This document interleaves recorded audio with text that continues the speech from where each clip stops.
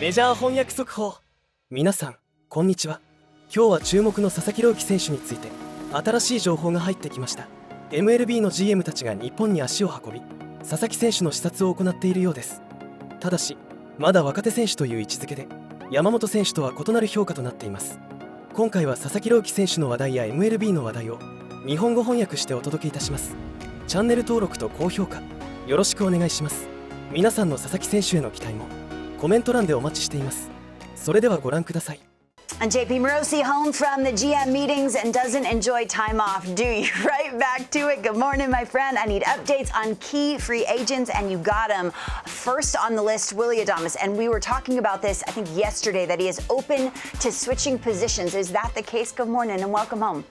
Lauren, good morning. Thank you very much. I don't think it will be necessary for Adames to switch positions because there is sufficient interest in him as a shortstop. Here's what I mean by that. Let's take the Los Angeles Dodgers, for example. If Mookie Betts moves back to the infield, which is their plan, the infield for Mookie could be second base.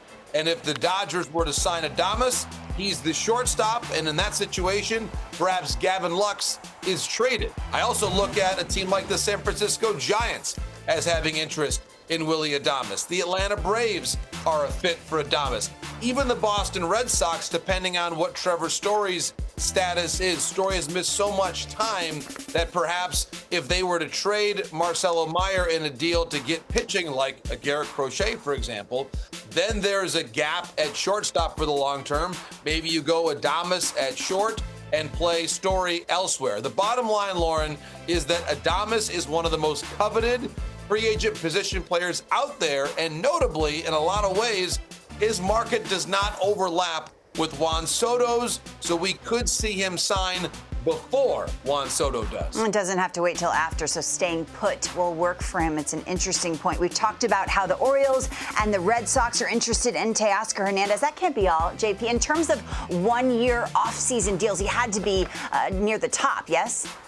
Well, Lauren, I think that what Teoscar signed last year with the Dodgers was an excellent move by his agent and by Teoscar himself, because it allowed him now to reestablish his market value coming off of a year in which maybe he didn't have the best production in Seattle. So then he's able to go out on the open market and become now the player who can sign at least a 3-year deal, maybe a 4-year deal in the range of 24, 25, maybe $26 million a season, because we saw with how he produced for the Dodgers and also how he handled himself in the clubhouse and on the field, what an essential member of the Dodgers he became. So certainly going back to LA is very much a possibility, but if he doesn't, those two teams I mentioned yesterday, the Red Sox and the Orioles, they need proven players who are legit right-handed power bats. Teoscar Hernandez is all of those things. I loved the way Dave Roberts spoke about him, JP, a deep appreciation for his talent. Harold, I know you watch his show. He just did a split screen of Juan Soto and Anthony Santander. 44 home runs, made himself a whole lot of cash. Who's going to give it to him? Well, Lauren, it's a great question, and I think that he is Santander, maybe in contrast to what I talked about a moment ago with Adames or even Hernandez. Santander's market, I do believe, links up a bit with Soto's, in that if you imagine the Yankees not signing Juan Soto, then perhaps they pivot to a combination of Santander, Christian Walker, maybe in that situation, perhaps even a Willy Adames. If I'm Anthony Santander, I do wait to see how the Soto market unfolds. And there's actually one team, Lauren, that is maybe not necessarily as closely linked to Juan Soto now, who I do believe is a Santander suitor, and that's the Washington Nationals. Because the Nationals are a young team. You look at what they've got with Dylan Cruz, James Wood. There's a lot of excitement now with the Washington Nationals, and if they're able to get a veteran bat like Anthony Santander, I think their path back to the postseason becomes a lot shorter and more direct. Don't fire me up, JP. Don't you threaten me with a good time, listen, you hear Lauren, me? I am very aware that when I talk about the Nationals, that your mom is watching My very mom's carefully. watching. She's so upset at Trey Turner still. I'm not gonna lead her astray. I got to be honest and direct with her. We're basically family, Lauren. Just tell her I'm doing my best to bring good news to the Nationals for her. Grab your lightning rod. That's right. You're so weird, Matt, the one you chose. Maybe wading deeper into the offseason. Nate Eovaldi's next on this list, JP. He opted out of his player option. Chris Young says, we want you back. Put them together, what do you get? He may return to Texas, but Lauren, because of the fact that there is, in that situation, a really good platform here, a proven postseason resume, I've got a different team in mind that I think has a better chance than even the Rangers at signing Nate Eovaldi right now, and that's the Atlanta Braves. I love the fit with the Atlanta Braves with Nate Eovaldi. Remember where the Braves are right now. Max Fried, free agent. Charlie Morton, free agent. Spencer Strider, coming off of surgery, you can't really expect him to go right back into the role that he's had for a long time. So for the Atlanta Braves, whether it's signing Eovaldi, trading for a Sonny Gray, also making a play on one of the other top free agent pitchers, I will be stunned if Alex Anthopoulos does not make a major play either via free agency or in trade to get an ace-level pitcher, or at the very least, a very strong number two. And I think Eovaldi is somewhere in between those two roles. And most of the moves he makes works. One of the best big game pitchers in the land. Roki Sasaki is last. We keep hearing that general managers are traveling to Japan to watch him. When will he be posted? Is that coming? What's the timeline on this? Still a lot of conversation right now, Lauren, between Sasaki's camp and the Chibalote Marines, his club in NPB. Kylie McDaniel of ESPN reported in recent days that he believes that Sasaki will be posted. But remember, the key element here is that because he's not yet old enough to be considered a foreign professional, his contract would be a minor league deal with an MLB team, likely in the range of $3 or $4 or $5 million. Not at all the mega dollar deal that we saw with Yamamoto a year ago. So that means that the share that would go back to the Marines is very, very small in relative terms. So why would they do it if they don't have incentive? Well, if they don't have financial incentive, Lauren, it would have much more to do with relationship, respect out of what Sasaki has achieved. And the final point I'll make on Sasaki is this. He is not a finished product in the way that Yamamoto was a year ago. There is still some growth to be had there. He's a little bit more of a prospect than he is an ace in full. Certainly the talent is undeniable, one of the best young pitchers in the world. But Lauren, I would describe Sasaki as a prospect who shows profound promise as opposed to someone who's ready to step in and win a Cy Young Award in year one as a major league. Fascinating. Totally dependent on the team. JP Morosi, appreciate it. Happy Friday to you, Maddie.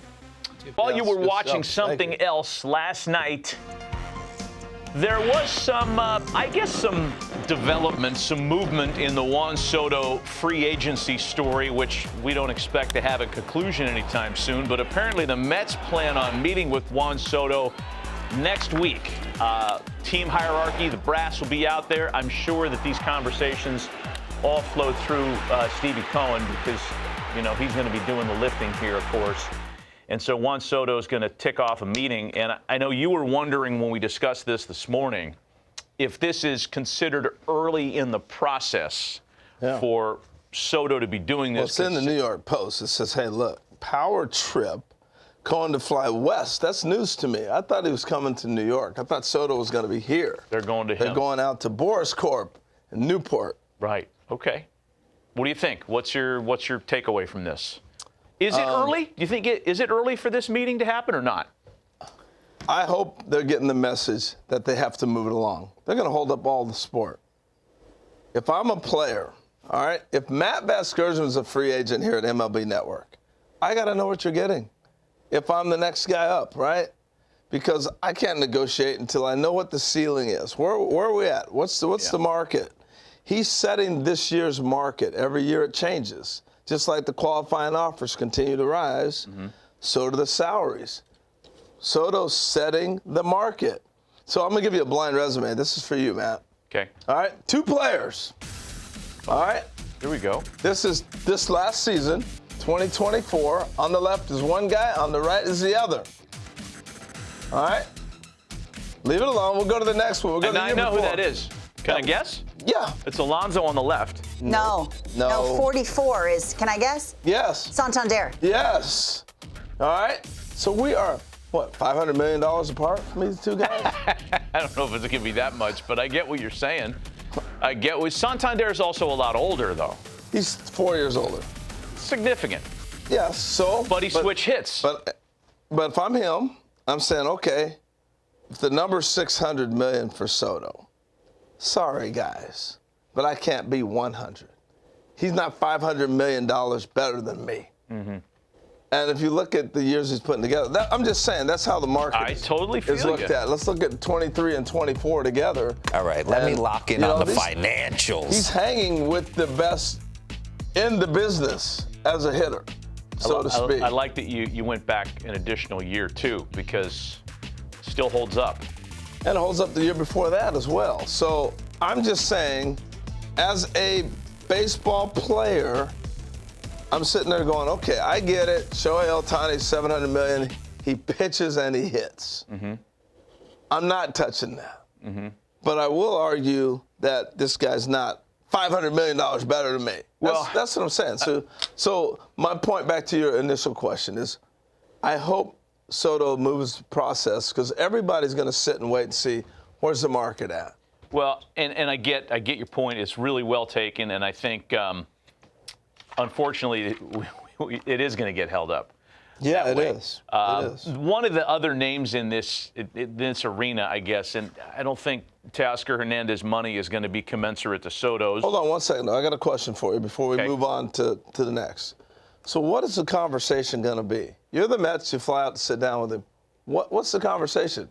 You either going to make an offer or you're going to tell him how great New York is? What's I don't the think they start to sell that way. I think this is a get to know each other conversation. It's going to be a casual lunch, get to know the player, get to know the heartbeat. Player has a chance to get to know the potential boss. I don't think there's going to be anything that leads to an offer here. This is purely a social call, my guess. Makes sense. I want to know. I want to look at you across the way. If I'm Steve Cohen, I want to talk to you.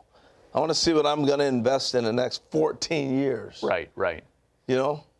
And you hope that the guy walks in and you connect and you make eye contact and firm handshake and you have meaningful conversation. And sometimes it doesn't happen. Sometimes it doesn't happen. Sometimes one party or the other is drifting and checking his phone and walks in, smelling like he hasn't showered or whatever it might be that offends the other side. But I don't think that's the case here. Let's move on because Teoscar Hernandez is another name that's out there, and apparently there's a little bit of movement there as well with teams planning to meet with him.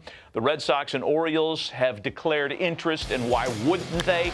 They're going to be in plenty of good company because he has a robust market ahead of him after a banner year helping lead the Dodgers to a World Series championship. So I think the Red Sox are a fascinating fit for him, ballpark-wise. I'm not sure I could say the same thing for Camden Yards because of what they did in left field. If they lose Santander, they're going to kick the tires on everybody out there that can hit a home run. Here are the numbers for Teoscar. He got out of Seattle and took off. Everything was better out of that ballpark in the Pacific Northwest. And I think the guy on the right, his 2024 numbers, more indicative of what he'll do in the future than what he did in the repressed offensive environment of T-Mobile. What do you think? I agree with that. I got one other thing I want to add to it. My only question mark. Was he a better product being in a better lineup? Because of what was around him. Great question. Are you going to do that in Boston? And in Baltimore, you'll have some people around you. But that ballpark does worry me, what they did in left field. So I'm going to make a statement here because you think correctly that Juan Soto holds the key for all the player movement this offseason. I think the Red Sox are the most interesting team in terms of, from a team standpoint. They're the most fascinating watch. Are they going to behave like the big market team that they are for the first time in 4 or 5 years? They have to. They haven't for forever. And there are multiple needs there, man. They're about to lose one of their biggest offensive contributors.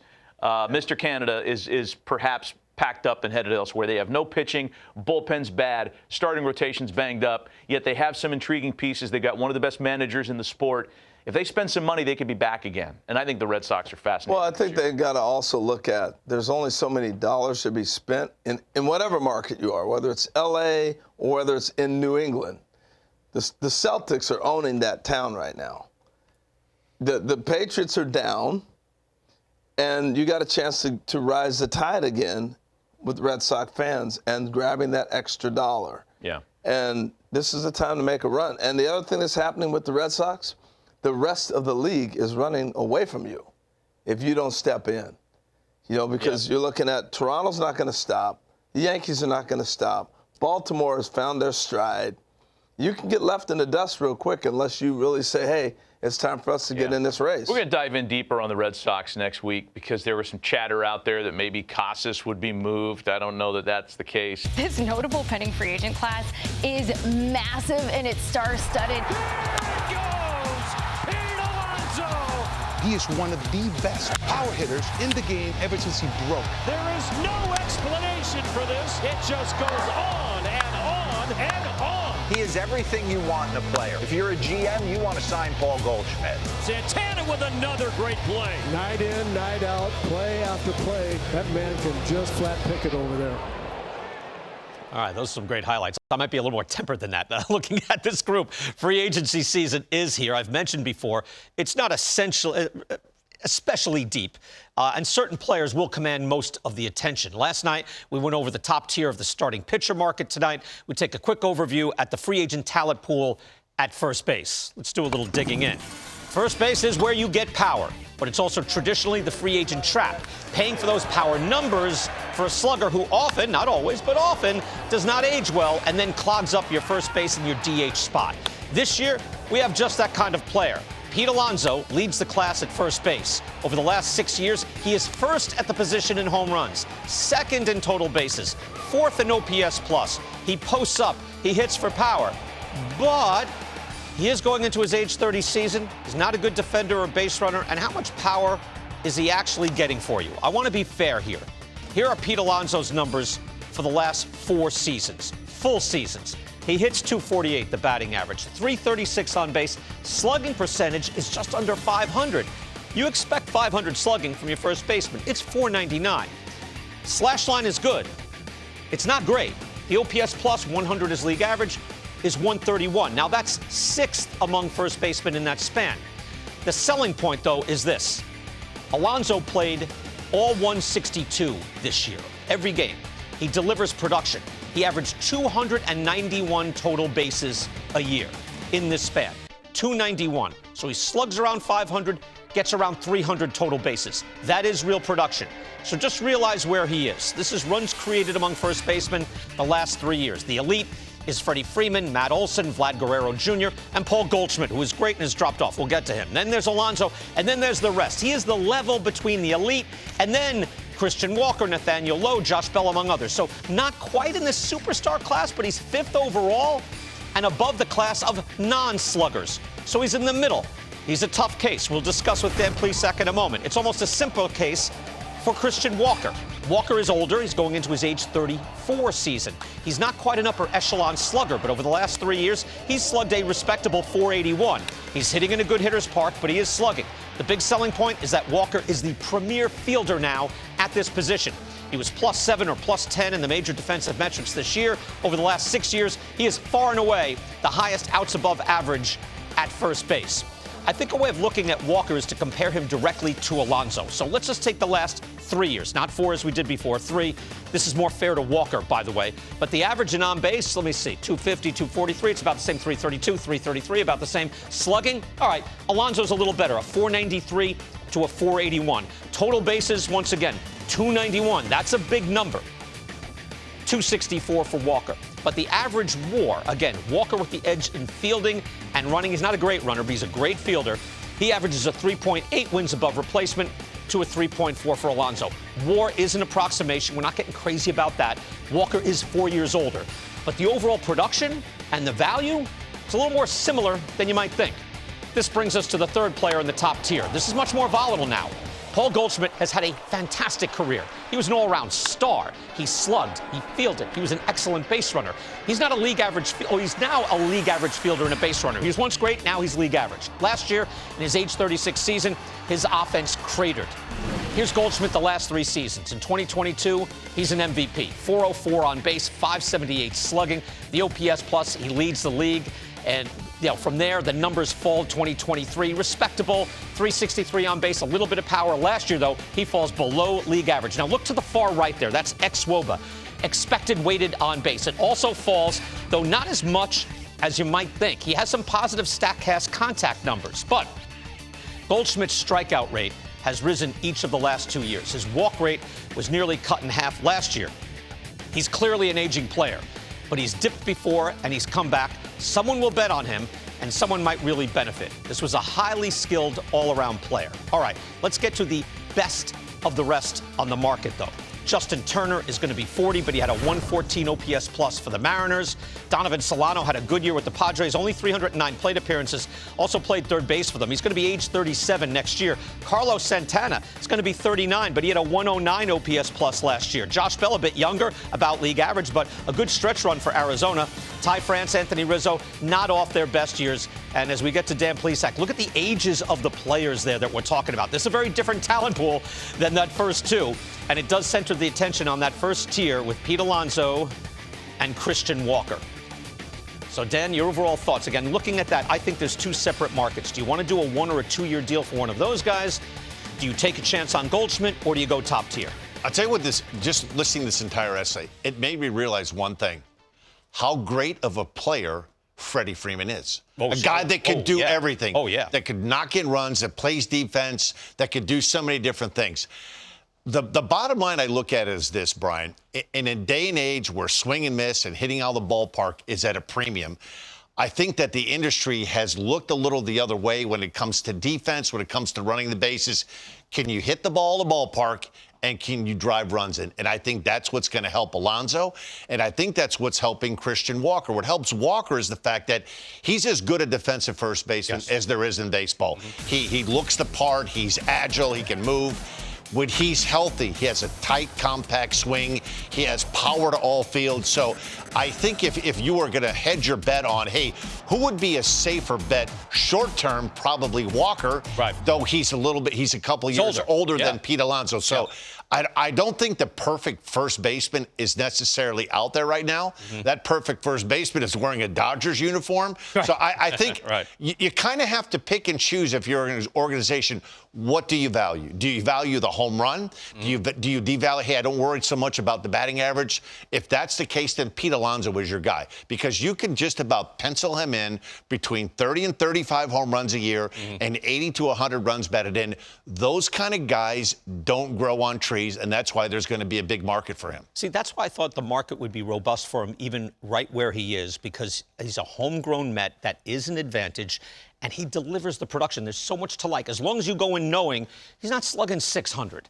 You know, he's not Goldschmidt in his prime. He's not that guy. The issue for the Mets, as I see it from the outside looking in, they have a guy in Vientos that's played third base. He struggled at third base. They think that eventually he's going to hit for power. Outside of Lindor, he was their best offensive threat in the postseason. I see the Mets saying, hey, if they can't get something that works for them financially, then maybe they take Vientos, they move him to first base, and they move on somewhere else. They might. He's a beloved Met. That's going to hurt. A good year for Teoscar Hernandez. John Morosi, our own John Morosi, putting this out earlier today. Teoscar Hernandez drawing interest. Red Sox and Orioles, other clubs involved. Baltimore, Boston have similar needs for right-handed power. He did deliver that last year. I'm looking at his StatCast stats just to see where he comes out, because I know he has good he's 94th percentile, Dan, in barrel percentage. Obviously, this year, hit over 30 home runs, slugged over 500. There was 501 for the Dodgers in a neutral hitting park. The OPS plus 100 being league average, 137. So it's a serious year. He had very good at-bats in the playoffs. So he looks like a guy, Dan, correct me if I'm wrong, that can hit good pitching, has good presence out there. You know, Brian, I would term him this, 2 words, winning player. He fit into a winning organization with the Dodgers. There was some concern coming out of spring training. There can be at times a lot of swing and miss that comes part of his game, but he cleans some things up with his swing mechanically, and he's a solid player. He's going to get a lot of interest. Yeah, he's going to be 32. This is his best full season. You know, so I'm wondering, we're not looking at long-term deal here, right? Or we're looking at over 8 figures? Are we looking at that? He's going to get a good deal. I know his age 32, but if you look at him, his body, he plays like he's younger. Okay. That's real money. Front Office Insights presented by Sage. Let's take a closer look at Preston Mattingly, obviously the son of Don Mattingly, all-time great Yankee. Started with the Padres front office staff and worked at a variety of positions there, including game planning, advanced scouting, moving up and then moving over to Philadelphia Phillies, where he was hired as Director of Player Development, Assistant GM Player Development as well, and now Vice President and General Manager. We welcome in Preston Mattingly himself. Preston, it's Brian Kenny. Congratulations to you. Thank you. Great to be on. Preston, you tell me now, you know, your scouting background, you have the lineage, you're a former first-round pick as well. What is your general philosophy of melding together modern analytics with real-world application? Yeah, I think, you know, people always kind of pose this question, and I think analytics, all it is information. And I think as an organization, you'd be foolish not to utilize this information. And I think, you know, all we're looking to do is to help players get better. And I think when your players get better, that in turn your team gets better. And when your team gets better, you can achieve your organization's ultimate goal, which is winning the World Series. I mentioned advanced scouting, game planning. It seems like that's where it's at these days, especially we're playing so much tournament baseball. Tell me something about that. What did you learn through the years in the Padres and the Phillies in where, you know, the battle is being waged right now? Yeah, I think there's so much information available to players. I think the key here is like how it gets interpreted to these players. I think that the organization that can simplify, make it easier for players to understand, the organization is going to be ahead of the curve. All right, so where do you think your club is now? Obviously, it's a powerful club. Where can you get better? Look, it's hard not to be excited when you sit back and look at our roster. I think just looking at our pitching rotation, you know, at the top, you have Zach Wheeler and Aaron Nola and Christopher Sanchez and Ranger Suarez. And then the bullpen, too, like you Matt Strahm and Jose Alvarado, Orion Kirkering. And I think you look at the core of our position players. It starts with Bryce Harper and Trey Turner and Kyle Schwarber, Nick Castellanos, and some emerging young players, and Alec Boehm and Bryson Stott, Brandon Marsh. So I think we're excited with where we're at. But ultimately, like you said, we're still looking to get better. It's just the offseason's just getting started. I think we're going to sit down as a group and look to improve. Hey, Preston, it's Dan. Congratulations. I have a lot of Phillies fans asking about what's on the way. Can you give us an update on Andrew Painter? Yeah, Andy's pitching in the Fall League right now. He's a special talent, a kid that we took in the first round a few years back. It's a unique 6'8", fastball mid to upper 90s. He separates 2 breaking balls and he has a changeup. I think he's a guy that fans should know, and I think fans around Major League Baseball will get to know here relatively soon. How about position player-wise? Any guys you're really excited about? Yeah, a couple guys we can talk about that are at the upper levels. Justin Crawford's a center fielder we took in the first round a few years ago, up to Double-A now, and then also Aiden Miller finished his year in Double-A, so I think guys that aren't too far away. Preston, what were your goals, again, as you started scouting? Was this it? Honestly, I've kind of always told people that I just wanted to be where I was at. And I think whatever somebody asked me to do, I would do it. I love baseball. And I think if somebody asked me to, you know, clean the locker room, I would do that as well. It's been in my blood. It's something I've always wanted to do, is be around it, be in the game. And I think ultimately this has happened relatively quickly, but I'm really, really excited. I've got to learn from a lot of really great people, and I'm thrilled where I'm at, and I'm looking forward to the challenge ahead. You know, your father is obviously one of the most beloved players of the generation. We're big fans of his. Tell me something growing up with your dad on how that, you know, shaped your baseball world and philosophy. I don't know if it's necessarily my baseball world. I think the one thing I've taken from my dad is just the way he treats people. He's always been a guy, whether it was, you know, a security staff member or a maintenance guy or, you know, the owner of the team. Like, he always treated everybody with respect. And I've always taken to that and tried to do that the same as I've worked in these different various roles. Your father's going to go into the New York State Baseball Hall of Fame in Troy, New York this weekend. Buck Showalter will be in there. And you know, I think your father's a Baseball Hall of Famer in Cooperstown as well. I can't even imagine how much you hear about your dad, because I hear about your dad from a whole generation of people that talk about how he was the standard that other people, Buck Showalter said that, that's the standard by which everyone else should be measured. Yeah, I mean, obviously, it's a lot more here, a lot more in the Northeast. Being in Philly now and around some Yankee fans, and obviously, as a kid, people always kind of came up to him and us as a family, and you could just tell the level of respect they had for him, the way he played the game, the way he went about his business, and I hope one day he can enjoy that and be enshrined in Cooperstown. Yeah, Preston, I really enjoyed being around your dad, except for the time he hit a walk-off home run off me in Yankee Stadium. That's when the friendship ended. Preston, hey, congratulations to you. Again, this is terrific news. Best of luck, and we hope to speak to you again. Yeah, thank you very much. メジャー翻訳速報。メジャーリーグの注目が佐々木朗希投手に集まっているようですね。 ESPN のカイリー・マクダニエル記者によると、佐々木投手のポスティングが実現する可能性が出てきたとのことです。ただし現時点では外国人プロ選手としての年齢要件を満たしていないため、契約金は300万から500万ドル程度のマイナー契約になる見込みです。そのためロッテマリーンズへの移籍金も比較的少額となり、球団としては金銭的なメリットは大きくないようです。佐々木投手については昨年の山本投手とは異なり、まだ成長途上の有望株として見られているようです。才能は申し分ありませんが、即戦力というよりは将来性に期待が集まっているとのことです。皆さんは佐々木投手のメジャー挑戦についてどのように思われますでしょうか。コメント欄でぜひご意見をお聞かせください。では次回の動画でお会いしましょう。ご視聴ありがとうございました。